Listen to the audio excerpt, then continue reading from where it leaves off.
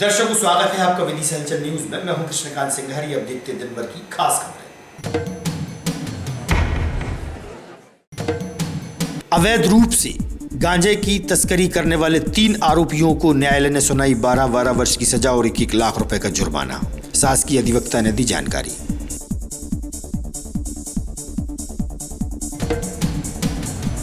3 दिसंबर को होगी आदर्श महाविद्यालय में मतगणना। 5 विधानसभाओं के कर्मचारियों के लिए हुआ ड्रेस कोड जारी, कलेक्टर ने दी जानकारी।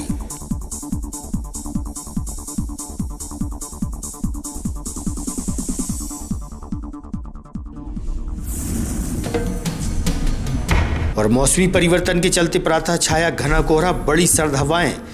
वहीं आरटीओ ने सावधानी पूर्वक वाहन चलाने की सभी से अपील।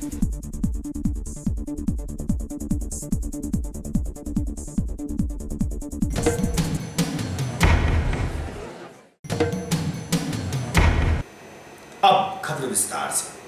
कुछ समय पूर्व सिटी कोतवाली पुलिस द्वारा अवैध रूप से गांजा की तस्करी करने वालों को गिरफ्तार किया गया था। न्यायालय द्वारा आरोपियों को 12 वर्ष की सजा और 1 लाख रुपए का जुर्माना किया गया। सरकारी अधिवक्ता द्वारा जानकारी दी गई।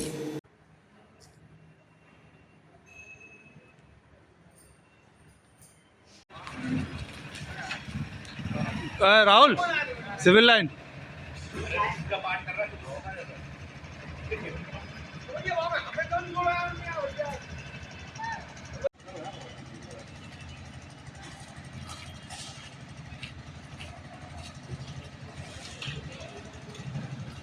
मैं यहाँ जिला न्यायालय में अपर लोक अभियोजक के पद पर पदस्थ हूँ।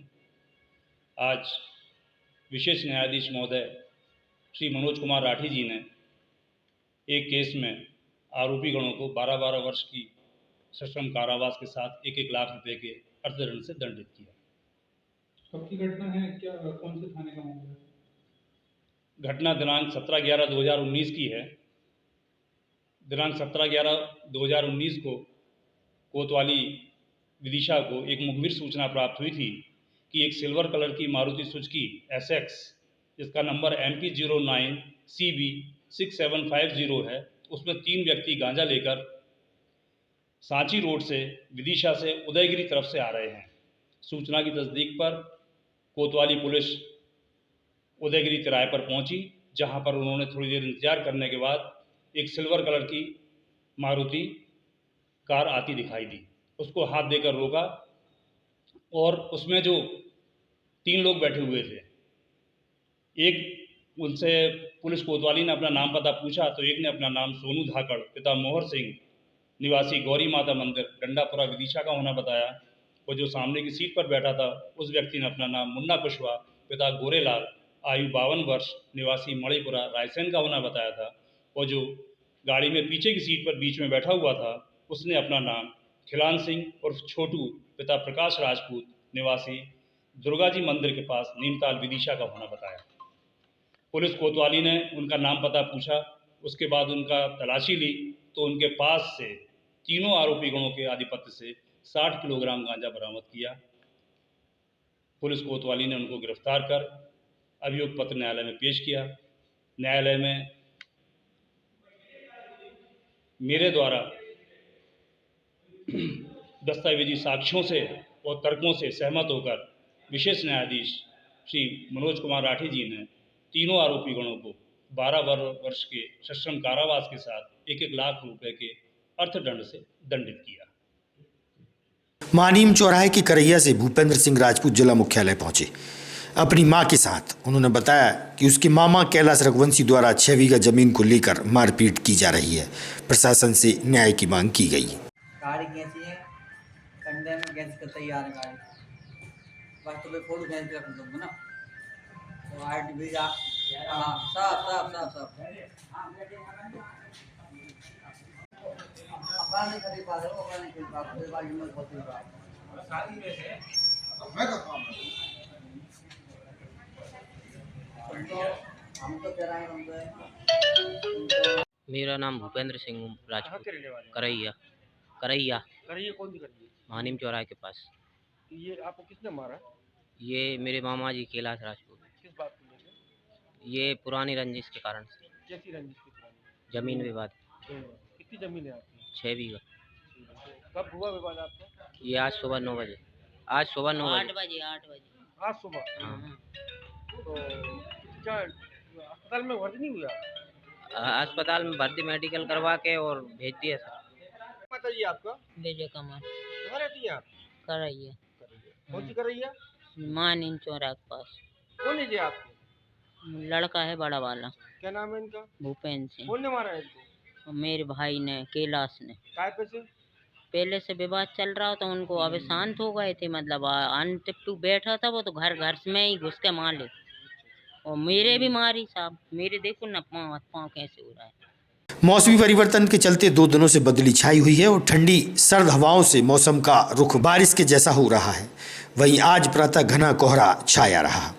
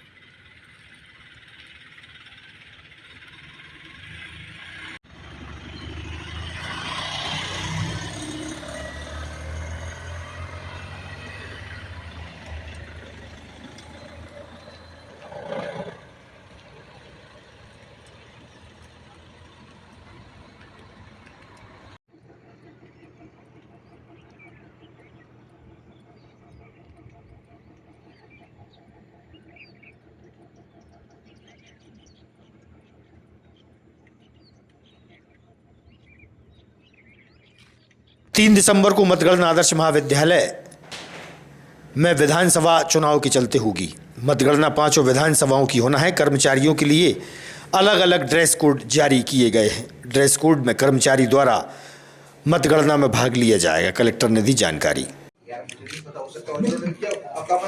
भैया थोड़ा कागज थोड़ा पीछे रखना। कौन सी विधानसभा के लिए कौन सा? सर थोड़े से आगे सर। तो मेरा देखो क्या है कि हमने एक नया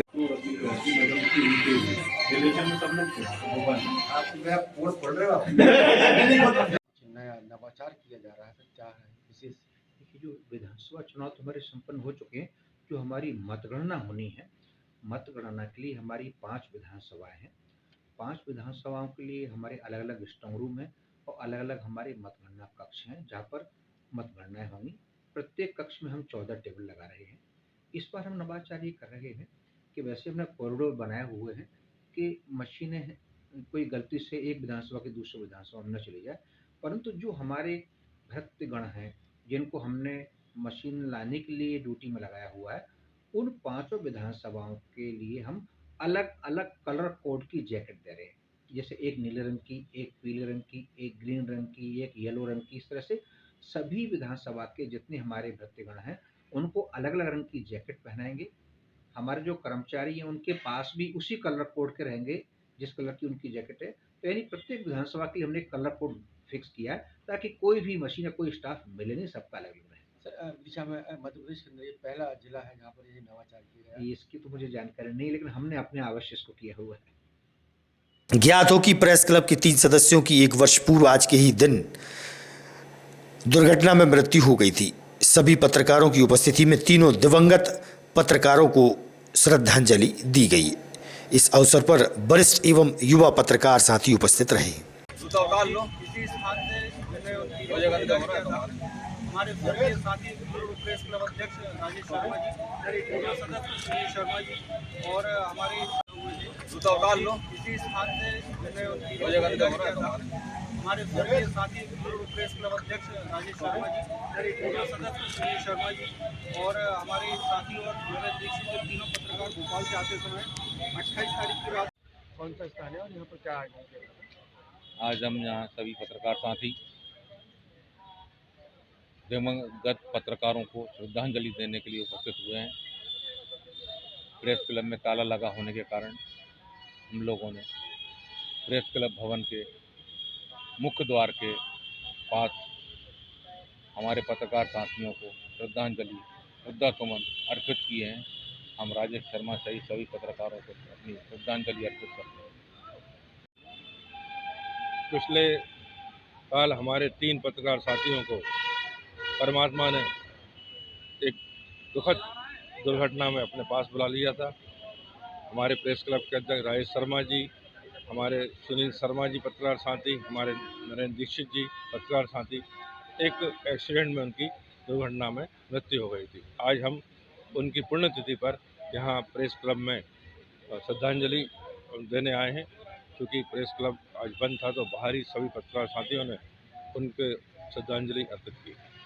मौसमी परिवर्तन को लेकर प्रातः घना कोहरे में वाहन चालकों को सतर्कता के साथ वाहन चलाने की अपील आरटीओ गिरजेश वर्मा ने की है।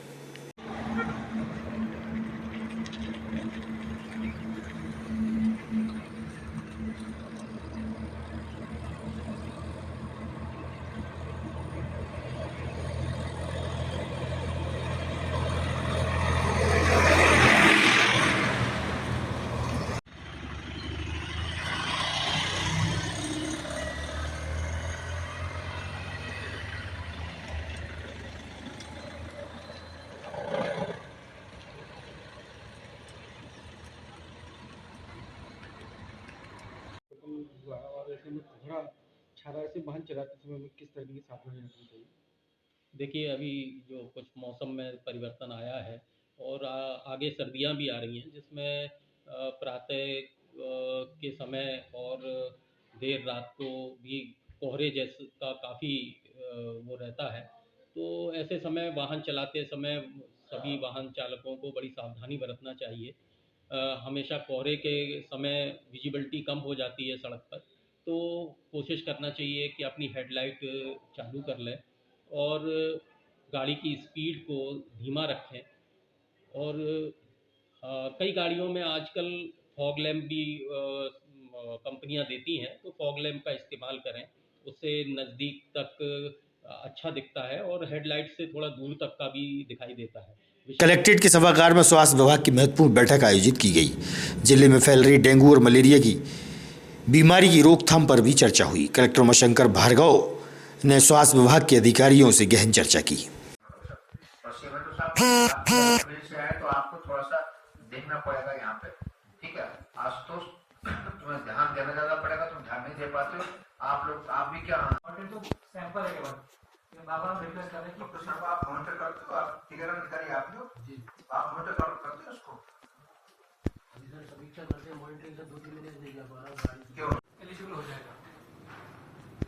तो डिस्ट्रिक्ट का तो है, लेकिन कुछ ब्लॉक से इनका बदल 95 से कम है, तो ये डिस्कार्ड होता है। ये जिले का 8.7 है जो 2 के ऊपर होना चाहिए। तो एज की डेट में हम एलिजिबल है इलेक्शन के लिए, अगर 12 सौ तक जाएगी। लेकिन सर ये होगा नहीं, क्योंकि काफी सारे केस में हर माँ बाप का चिंता है। ये हमारा फर्ज है, गवर्नमेंट स्पॉन्सर प्रोग्राम है, गवर्नमेंट की स्कीम है, हमारी पहली जिम्मेदारी है कि कम से कम हम इसमें करें। ये तो एक अच्छा सोशल वेलफेयर का काम है, इसमें हमें आपकी खुशी भी मिलेगी भाई, तो इसमें सभी लोगों को अच्छे। आज की खबरों को देते हैं पर विराम। आगामी खबरों के लिए आप देखते रहिएगा विदिशा न्यूज। रहिए अपडेट। नमस्कार।